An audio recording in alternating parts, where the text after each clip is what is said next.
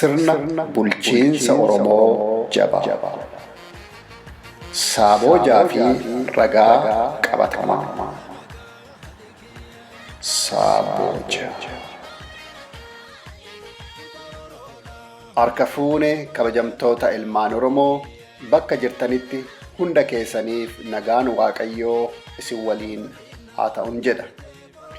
Mata duree sirna bulchiinsa Oromoo jabaa fi ragaa qabatamaa jedhu jalatti aamsa kana qindeessee kan siniif dhiyeessaa jiru ana Bakkaanga'aa Margaati. Sirna ammaataa diinaatiin kan ka'e waggoottan dheeraaf sabni Oromoo miidhamaa akka ture ammallee daran dararamaa akka jiru namuu quba qaba. Sirna diinaa kana buqqisanii sirna haqaa, sirna bilisummaa, sirna dimokiraatawaa ta'e ijaaruuf sirna bulchiinsa Oromoo jabaa ta'e wixineessuun barbaachisaadha. Ragaa qabatamaa dhimma mirga abbummaa Oromummaa Foundation yookiin WTUOGA ilaalchisee ragoolee qabatamaa ta'an keessa kanneen maarsariitii garaagaraa irratti maxxanfaman muraasa isaanii armaan gaditti isiniif dhiyeessa. Akkana hordoftan abdii nin qaba. Yaadachiisa. WTUOGA'n yoom, eessatti, eenyuun akka hundeeffame, kaayyoon, xiyyeeffannoon, ulaagaan miseensummaa, ilaalcha jannoo WTUOGA maal akka fakkaatu, qabatamaan sochiilee yookiin sagantoolee gaggeeffaman eessatti, yoom, haala akkamiitiin akka gaggeeffaman, qooda fudhannaa yookiin hirmaannaan namootaa akkam akka ture, gargaarsa baqattoota Oromootiif taasifamaa ture, garaagarummaa yookiin tokkummaa Oromummaa Foundationiif WTUOGA jidduu jiru, kanaaf kana kan fakkaatan ilaalchisee karaa miidiyaalee Oromoo adda addaatiin ibsi kennameera. Miidiyaalee Oromoo sadan raadiyoo Simbirtuu, TV Gadaa fi istiidiyoo Mijuu Dilbataatiin ibsi kenname. Karaa Dr. Qadiidaa Show dhiyootti ibsi dabalataan ni kennama. Kanaafuu yaada koo kana gara uummataatiin akkan gaadhuuf namoota na gargaaran gaazexeessaa Dasuu Duulaa, gaazexeessaa Gishuu Roobaa, gaazexeessaa Gadaa Hundee fi fuulduratti immoo kan na gargaaruuf deemu Dr. Biraanuu Jiguu hunda isaaniiyyuu maqaa uummata Oromootiin guddoon isaan galateeffadha. Qabiyyee dhaamsi kun qabu. Ragaa qabatamaa sochiilee WTUOGA'n yookiin Oromummaa Foundation raawwate kan ibsan dhaamsa maarsariitii adda addaa irratti maxxanfaman sirna bulchiinsaa fi ijaarsa caasaa WTUOGA fi walitti hidhata waldaa hawaasa Oromoo Niizerlaand waliin qabu akkasumas maal akka fakkaatu sirni bulchiinsaa fi ijaarsa caasaa yaa'ii hooggantoota Oromoo fi gumii Oromoo idil-addunyaa garagalcha yookiin fakkii WTUOGA fi waldaa hawaasa Oromoo Niizerlaand irraa fudhatame ta'uusaa wanta akeeku. Waldaa tokkummaa uummata Oromoo guutuu addunyaa, waldaa hawaasa Oromoo Niizerlaandis, yaa'ii hooggantoota Oromoo fi gumii Oromoo addunyaa.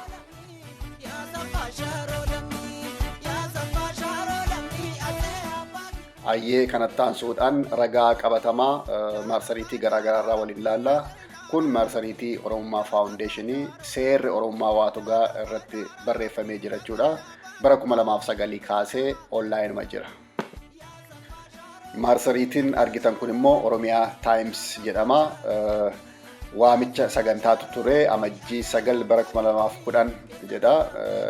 Kan waames immoo koree qindeessituu ijaarsa WTUOGA Niizerlaandis jedha jechuudha. Jalatti barreeffamee jira. Inni amma argaa jirtan kun immoo maarsariitii adda bilisummaa Oromooti. Waldaa tokkummaa uummata Oromoo guutuu addunyaa mata duree jedhu jalatti barreeffamni bahee ture.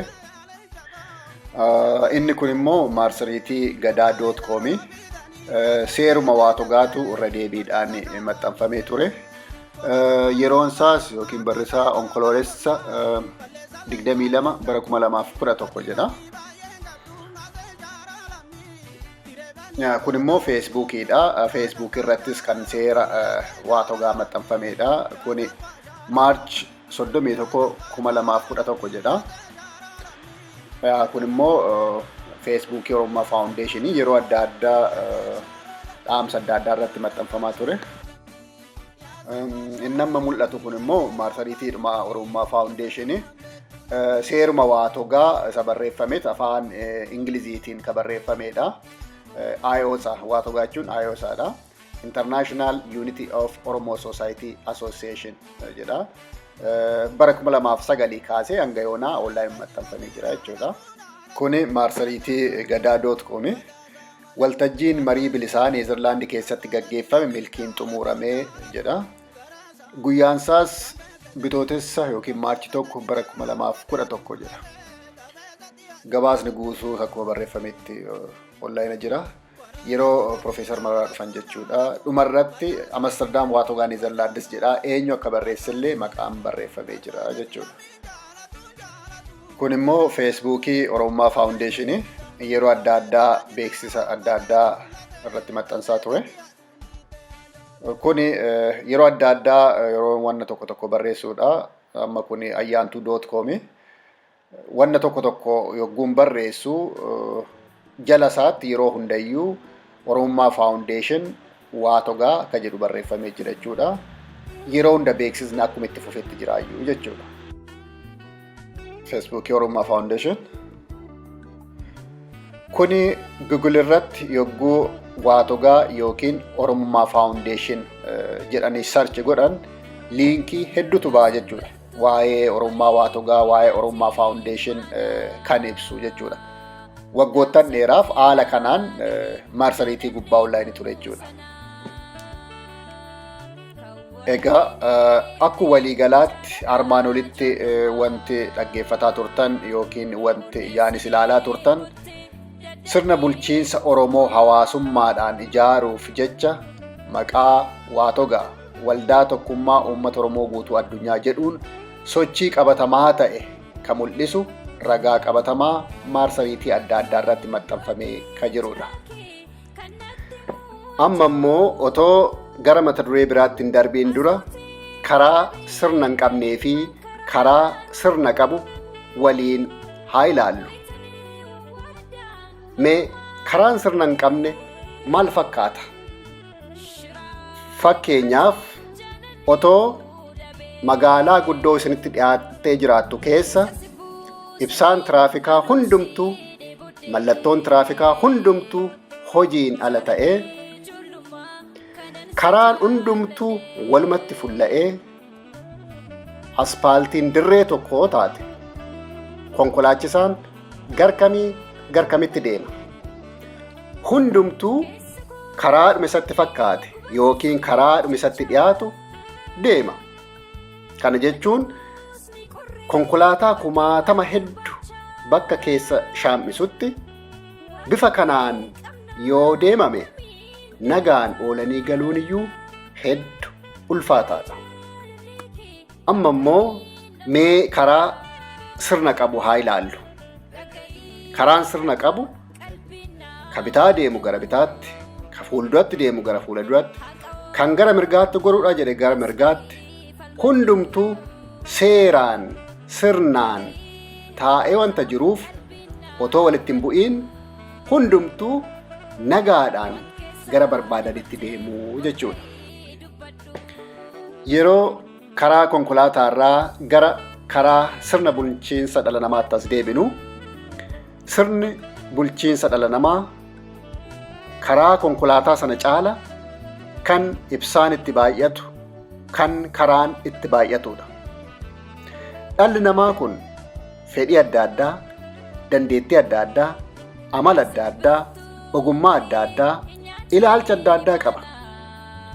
Isaan kana akkuma adda addummaa qabanitti waloon akka hariiran gochuuf sirna bulchiinsaa caasaa bal'aa fi jabaa ta'ee diriirsuun dirqama ta'a. Kanaafuu tokkummaa uummata Oromoo jabeessuudhaan qabsoo bilisummaa Oromoo galmaan ga'uun kan danda'amu haala yookiin sirna itti jirru kana jijjiiruudhaan. sirna jijjiiruu, hubannoo fi qorannoo sirnaa gaggeessuu barbaachisa. Namoonni qorannoo gaggeessan fedhii guutuu fi dandeettii dhimmichaan wal qabatu qabaachuu barbaachisaadha. Fedhii fi yaada uummataa hubatanii waaltessuun barbaachisaadha. Caasaa ijaarsaa bal'aa ta'e diriirsuu, humna namaa gahaa ta'e irra uwwisuu, caasaa bal'aa fi humna namaa heddummina qabu kana waaltessee sirnaan kan waliin gaggeessuu danda'u seera jabaa ta'e tumuu feesisa.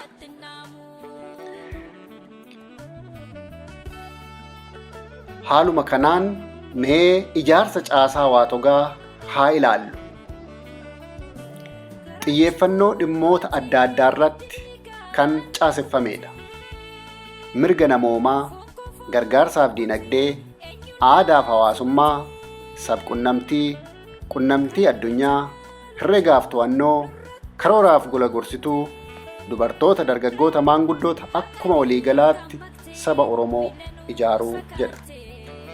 Akka karoora yookiin wixinee waatogaatti caasaan diriirfamu kun biyya alaa fi akkasumas biyya keessa yookiin Oromiyaa dabalata. Akka wixinee waatogaatti caasaan diriirfamu kun gubbaa hanga godaatti kan fulla'u ta'a. Ardii, biyya, konyaa, aanaa, naannolee hundayyuu akkaataa walitti hidhata qabaatanitti ijaaruu feesisa jedha. Caasaa ijaarsaa bifa kanaan bal'aa ta'e irratti humna namaa gahaa ta'e waliin wal simsiisanii bulchuudhaaf namoonni sirna bulchiinsaa sana qaama olaanaa ta'anii gaggeessanillee murteessaa ta'a. Haaluma kanaan gurmuu bulchitoota qaama olaanaa waatogaa haa ilaallu. Namoota sammuudhaan qaroo ta'an 9 mastermind persons jechuu dandeenya. Ideologist, psychologist, sociologist, economist, journalist, lawyer, physician, politician, administrator. Haala kanaan namoota 9 ogummaa adda addaa akka qaban tarreessa. Miseensa dabalataa artist jechuun musician akkasumas foreign diplomat jedha. Ogummaaleen tarreeffaman kun afaan Ingiliziitiin barreeffamanii na of galchaan jedha. Gama biraatiin namoota ogummaa kana qaban qofaatu waatogaa keessatti barbaadama jechuu miti. Isaan kun qaama olaanaa mataa waatogaa ta'anii warra waa hunda gaggeessan jechuudha. Wixinee yookiin kaayyoo waatogaa galmaan ga'uuf Oromummaa Foundation pirojektii adda addaa qopheessee ture. Sagantaa Oromummaa Award Festival jedhu keessatti waldorgommii weellistoota Oromoo, waldorgommii miidhaginaa shamarran Oromoo, marii dhimma tokkummaa uummata Oromoo, marii dhaabbilee namoomaa, African Peace and Development Workshop kun kan gaggeeffamu ta'a. Kana malees pirojektii adda addaa kan biroo Awaaliyaa yookiin tajaajila baankii Oromoo, OCO, Oromoo Contact Office, ORTV, Oromoo Radio and Television, ORHC, Oromoo Refugee Helping Center, OJHS, Oromoo Justice and Humanity Service. Ka jedhullee haala adda addaaf bakkee adda addaatti bifa adda addaan akka hojjetamutti kan karoorfame taa'edha jechuudha. Pirojektiin kun barreeffamaan qophaa'ee waajjiraalee 2-3 tokkotti galii ta'ee jira. Akkasumas marsariitii Oromummaa Foundation irra bara 2009 kaasee maxxanfamee argama. Ammallee ni jira jechuudha. Egaa sagantaa fi karoorri waatogaa hedduu bal'aadha jechuudha. Waan kana akka inni NGO tokkotti yookiin akka nama tokkotti hojjechuuf kan karoorfame miti. Sirna bulchiinsa Oromoo jijjiiruudhaan uummanni Oromoo akkaataa hawaasummaadhaan caasaa tokkoon sadarkaa guutuu addunyaatti wal ijaaree waliin waan kana gaggeessuudha yaadame kan hojjetame. Dhugaadha. Hedduu bal'aadha, hedduu nama sodaachisa. Haa ta'u malee sirni Oromoo fooyya'ee namni akka dandeettii isaatti, akka beekumsa isaatti, akka muuxannoo isaatti, akka fedhii fi ilaalcha isaatti caasaan bal'aaf jabaan diriiree seeraaf sirnaan waliin hiriiruun hin danda'ama yoo ta'e kun xiqqaadha. Kana caalayyuu waa hedduu hojjechuun ni danda'ama jechuudha. Egaa akka waliigalaatti wanta armaan olitti caqasaa turtan kun ragaa qabatamaadhaan kan jiranidha. Gama biraatiin bara 2015tti gara waggaa 3 jechuudha sochiin Oromummaa Foundation yookiin WTUOGA addaan citee ture. Hojiin isaa addaan hin cinne garuu karaa isaan jijjiiree hojjechaa ture. Hawaasa Oromoo Neezerlaand akkaataa jabaatuttan qooda fudhachaa ture. Hawaasa Oromoo Neezerlaandis deebisanii jabeessanii ijaaruudhaaf tattaaffii godhamaa ture sana keessatti qaama koree qorannoo ta'ee, qaama koree seera tumtu ta'ee qooda wayitan fudhu ilaalcha yookiin wixinee WTUOGA keessatti karoorfame al kallattiidhaan gara hawaasaatti illee hojiirra akka oolu taasiseera. Akka fakkeenyaatti caasaa ijaarsa hawaasa Oromoo Neezerlaand ilaaluu ni dandeenya. Ijaarsa naannolee Oromiyaa, dubartoota, dargaggoota, maanguddoota, diinagdee, gargaarsaaf mirga namoomaa, aadaaf barnoota, sabqunnamtii yookiin miidiyaa, qunnamtii hambaa, herregaaf to'annoo, karoora, gorsitoota. Kun tarii akkaataa taa'e wal jala darbuu mala malee akkuma WTUOGA keessa waanuma WTUOGA keessa jirutu as darbee jechuudha. Asirratti akkanaaf hubatamu kan hin barbaadu seera hawaasaa qophaa kun hojjedheen jenne. Qorannoos seeras namoota ramadaman waliin hojjannee jechuudha. Haa ta'u malee an asitti amma kan hin ibsaa jiru wantan gumaache keessaa, qoodan gumaache keessaa muraasa keessattuu dhimma caasaa ilaallatuun qoodan kenne keessaa akkaataa WTUOGA waliin wal fakkaatu isuma WTUOGA keessa jiru bifa biraatiin as dabarsuu koo akka nama hundaafuu ifa ta'uufi. Hawaasa Oromoo Neezerlaand jabeessanii ijaaruuf qorannoo gaggeeffamaa ture sana keessatti namoota waliin qooda fudhanne Aadde Aliimaa Usmaan, Aadde Sannaayit Galataa, Obbo Soofiyaan Yuusuf akkasumas ana Bakkaanga'aa Margaa taaneet hojjanne. Miseensota koree qorannoo waliin hojjechaa turreef kabaja guddaan qabaaf.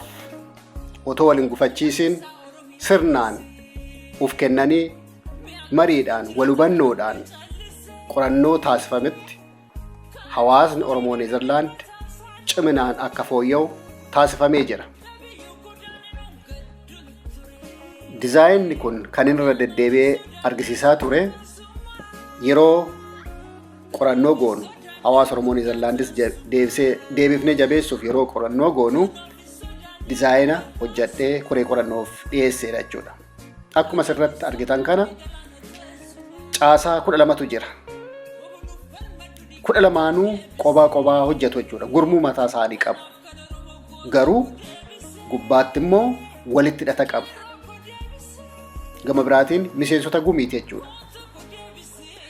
Sararri ittiin marfamee jiru gamtaa miseensotaa argisiisa. Miseensota waliigalaa jechuudha. Duubarra dootiin kan jiru immoo miseensotas ta'uu baatan akka uummata Oromootti nama jiran akka waliigalaatti agarsiisuudhaaf dizaayinni kun bifa kanaan qophaa'eeyyuu jechuudha. Kun immoo walitti hidhata caasaa argisiisa jechuudha. Inni gara adiitti bifa aannanitti deemu sun miseensota yookiin gamtaa miseensotaati. Miseensota waliigalaa bakka bu'aa.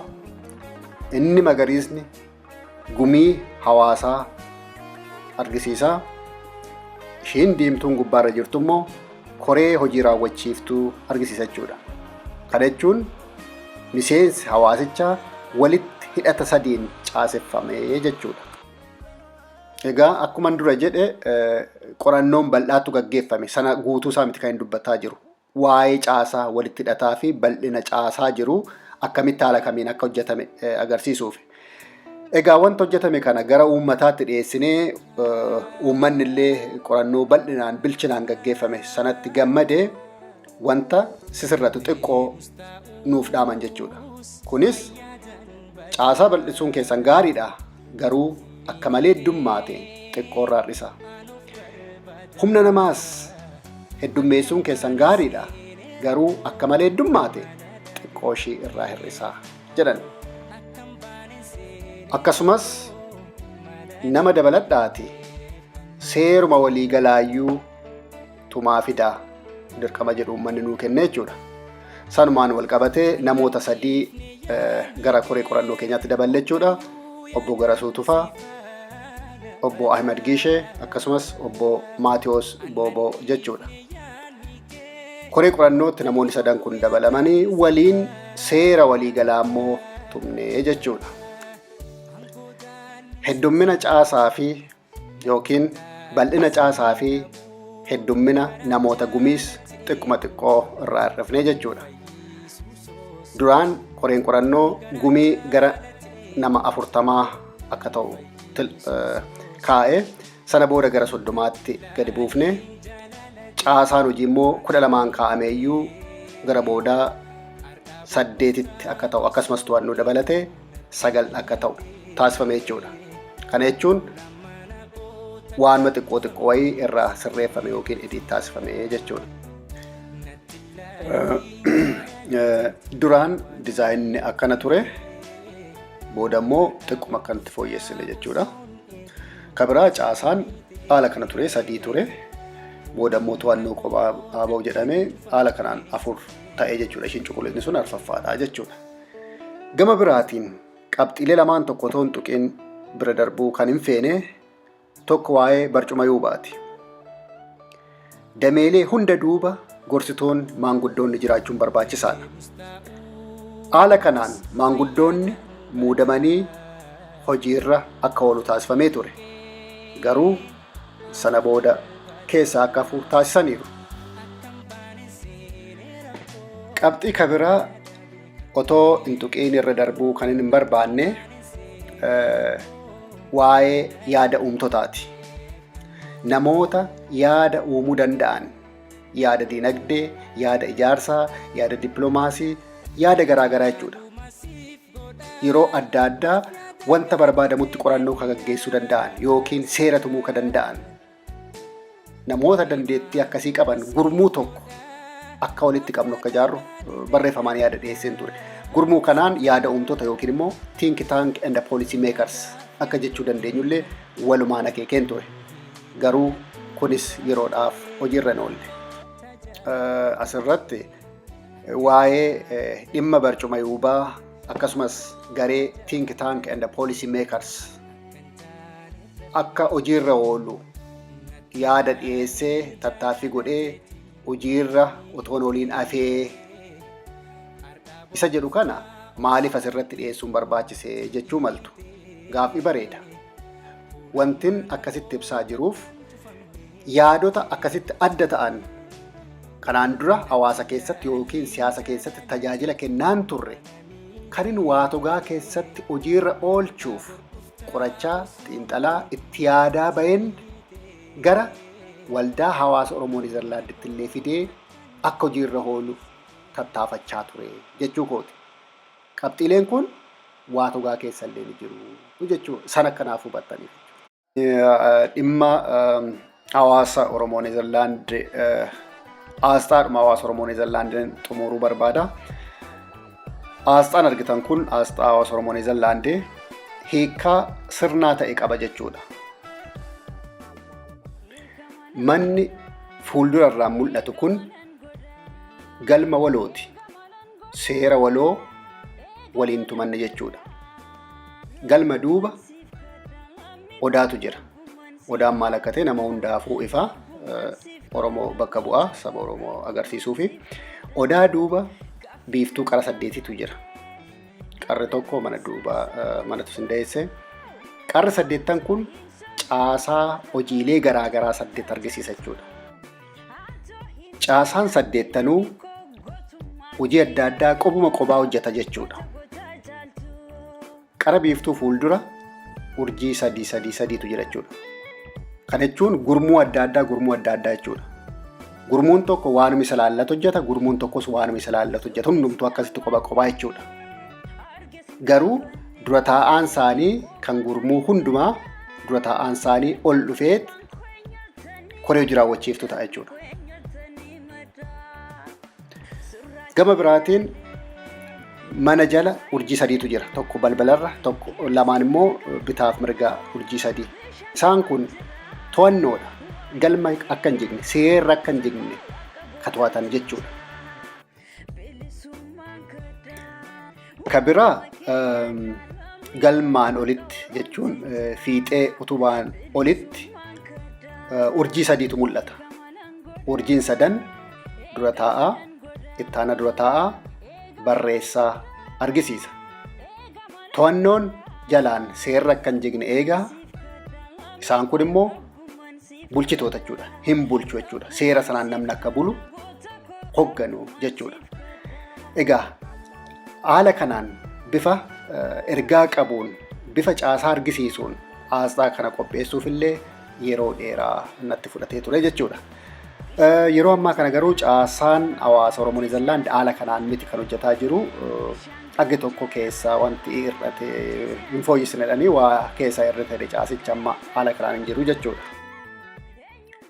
Egaa asirratti wanti hubatamuu qabu maalinni waggoottan 3 jechuun bara 2012 kaasee hanga bara 2015 yeroon Oromummaa Faawundeeshin yookiin WTUOGA sochoosuu dhiisee kaayyoo sana miti kan hin dhiise. Kaayyoo sanas keessaan hojjechaa ture jechuudha. Kan barbaadamu uummanni Oromoo, hawaasni Oromoo akka tokkoomu akka jabaatudha. Malee dirqama karaa kana isa jedhu miti jechuudha. Yeroo sanatti yaadni nan qabaachaa ture.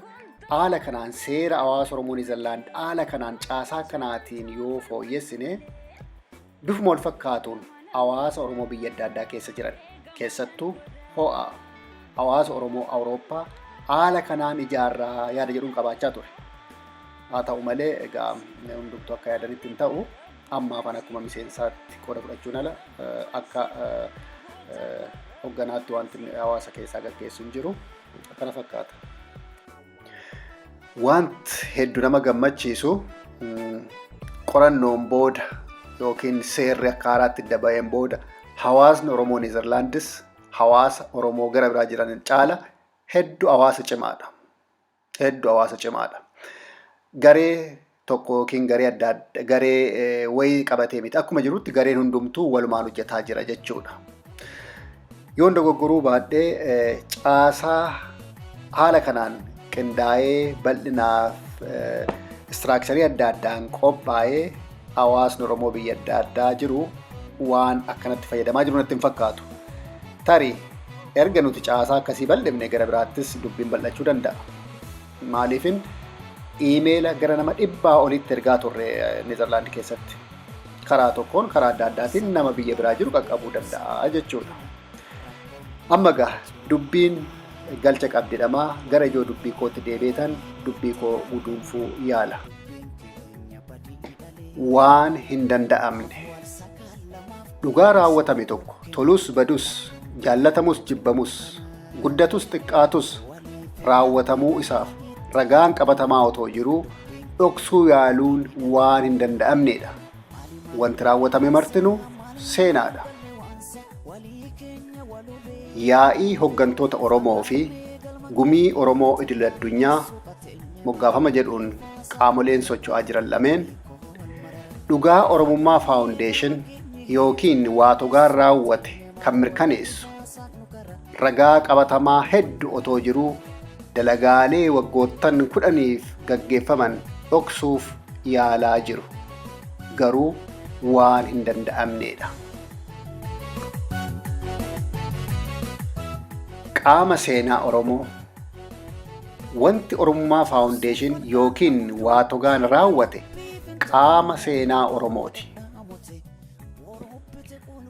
An Bakkaanga'aa Margaa tokkummaa uummata Oromoo sadarkaa guutuu addunyaatti hawaasummaadhaan ijaaruu yaada jedhu yeroo calqabaatiif waggaa 10 dura uumee ittiin sochii adda addaa gaggeessaa turuu koo kan mirkaneessu dokumentii yookiin ragoolee qabatamaa hedduu akkam fiduu danda'u kanatti qaamni kabiraa yaada wal fakkaataa qabaachuu isaatiif waraqaa fuula tokkollee dhiyeeffachuu ka danda'u hin jiru.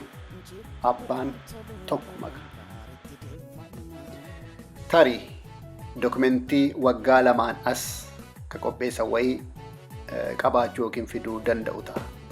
Kunis kan hubatamuu qabu maalinni sochiilee Oromummaa Faawundeeshin yookiin WTUOGA'n waggaa dheeraaf gaggeessaa ture iccitiin turre paaltookiidhaan, feesbuukiidhaan, marsariitii garaagaraan waan adda addaatiin ibsamaa labsamaa gaggeeffamaa ture jechuudha. Iccitii miti namni hedduun ni beeka. Aktivistoonni, sabboontoonni hundumtuu jechuun danda'a ni beeku. Akkasumas seera hawaasa Oromoo Niizerlaand asitti bifa haaraatiin yogguu tumamu gara uummataatti yogguu erginu iimeela nama 100 olitti ergaa turre jechuudha. Kana jechuun namoonni gara adda addaatii biyya adda addaatii fira qabaachuu danda'u, riyaa qabaachuu danda'u, achis darbuu danda'a jechuudha. Kanas ta'u sanas yaada anu uumee waggaa dheeraatiif ifaan ifatti ittiin socho'aa ture haalanii lakki hin raawwatamnee kun hin gaggeeffamnee jechuun waan nama baasuu miti. Dimokiraasii ijaarra jedhee qaamni socho'u tokko yogguma calqabuyyuu dimokiraasii mataarra ejjatee socho'oo ta'e qaama dimokiraataa waan ta'u dikteetara hamaa ta'a jechuudha. Dhugaa goodaa jiru cabsuun safuu cabsuudha, seera cabsuudha. Wanti kun itti yaadamuu qaba. Gama biraatiin yaada namoonni tokko tokko kaasanii aayidiyaadhaaf mirga abbummaa yookiin koopiraayitiin kabajamuu seera akkasiin jiru waan jedhu kaasaa jiru. Asirratti warri seera beektan illee ta'e warri waa'ee koopiraayitii beektan sirriitti walaa hubannu. Yaada duwwaa yoo ta'e koopiraayitii yookiin mirga abbummaa hin jiru. Yaada duwwaa jechuun maal jechuudha? Fakkeenyaaf dhimma kana haala kanaan akkas goonee ijaaruun gaariidha, barbaachisaadha, akkasitti bu'aa qabeessa ta'a jedhee yaaduma qofaa otoo hin dubbachaa bahee yaada kanaaf koopiraayitii mirga abbummaa gaafachuu hin danda'u. Garuu waan jaarmiyaan tokko guutuu qabu hunda guutee foormaalitii barbaachisaa ta'e, caasaa barbaachisaa ta'e, seera barbaachisaa ta'e guutee ifaan ifatti sochii ittiin gochaa socho'aan ture jechuudha. So kanaaf amma yaadaa jechuu hin dandeenyu. Yaada sana hojii irratti hiikee hojii ittiin hojjetamaa ture jechuudha. Haala kanaan akkasitti akka hubannuun barbaada. Dhimma kanaan wal qabatee eeyyama Oromummaa Faawundeeshin irratti cufuuf yaaluun haa dhaabbatu. Akkasumas seeraan ala feesbuukii WTUOGA'n irratti cufuu yaaluun haa dhaabbatu. Dhumarratti mirga abbummaa seenaa raawwadhe kanatti mirga abbummaa nan qaba. Sabni Oromoo dhugaa kana hubachuu qaba. Obsaan wanta na dhaggeeffattaniif hedduu galatoomaa. Bakkaanga'aa Margaa.